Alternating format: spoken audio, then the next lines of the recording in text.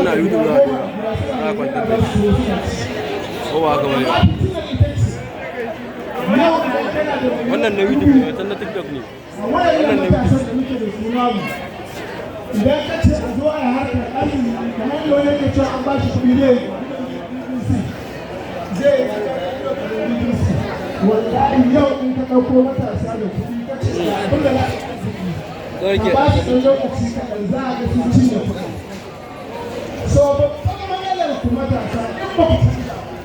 cin amana ɗauki da zuci lalaci duk wani wanda yake ɗan wani abu hannun sa kai ne zai shi zai gaya maka ya yi kasuwanci ya aika za ga matasa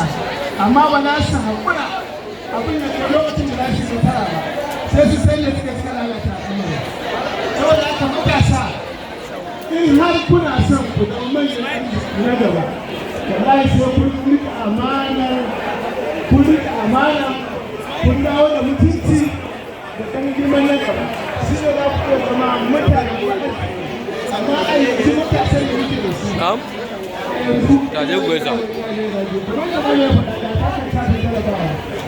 bana ɗin nan mun kama mutum sama da mutum 50 ga gweza wannan yake da suke da yake tsakanin matasa ita ce babban guba ba fatan ubangiji Allah ya sa mu gane